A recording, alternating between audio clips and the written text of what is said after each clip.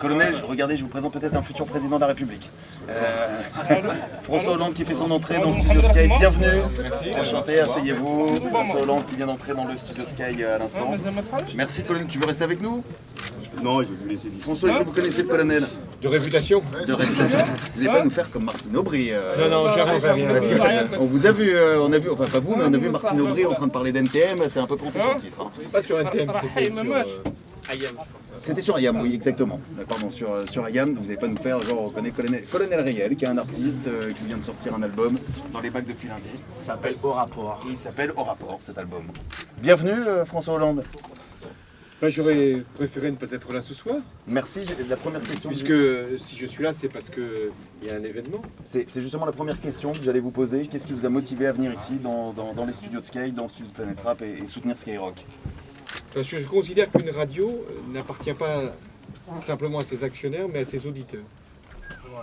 Et donc, on ne peut pas disposer, pour des considérations financières, de la vie d'une radio avec ce qu'elle comporte de liberté, comme si il n'y avait que des objectifs de rendement, de rentabilité qui devaient être posés. D'autant plus que la radio est rentable, mais on nous demande encore plus.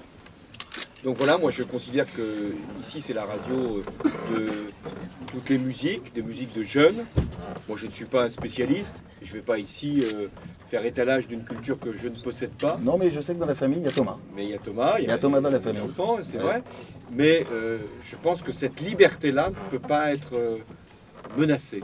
Et donc je suis là pour dire que cette radio doit continuer à être ce qu'elle a été, c'est-à-dire une radio où les musiques, les cultures urbaines ont été présentes.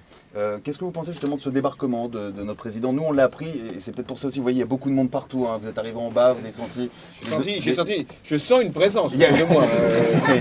Qu'est-ce que vous pensez d'un débarquement? Notre patron, il est là depuis 25 ans, il s'appelle Pierre Bélanger, il est fondateur de Skyrock. Il nous a toujours donné, nous, ici, animateurs, et c'est pour ça aussi qu'on s'est tous mobilisés d'un seul coup, une vraie liberté d'expression, voilà, une vraie liberté de langage, liberté de diffuser de la musique, comme celle du Colonel, comme le rap, comme le R&B. Qu'est-ce que vous pensez concrètement d'un débarquement, comme il a été fait hier soir et annoncé dans les médias, avant même de prévenir l'équipe de Sky?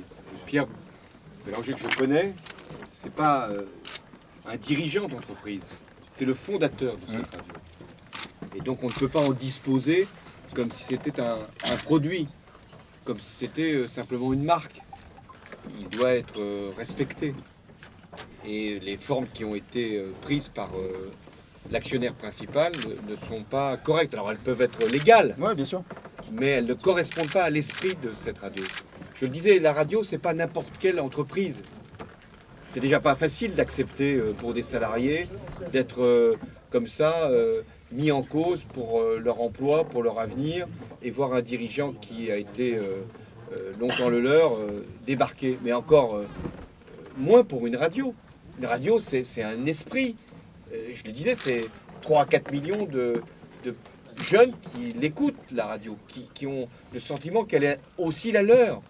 Et donc de voir le fondateur de cette radio comme ça écarté, maintenu président d'un conseil d'administration mais sans pouvoir. Et Pierre nous a résumé en rigolant jaune en disant voilà, je pourrais décider de la couleur des murs.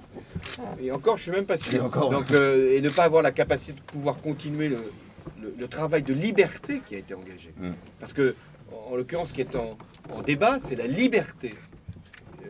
D'abord de l'existence de cette radio, des musiques qu'elle diffuse et de l'esprit qui est la sienne.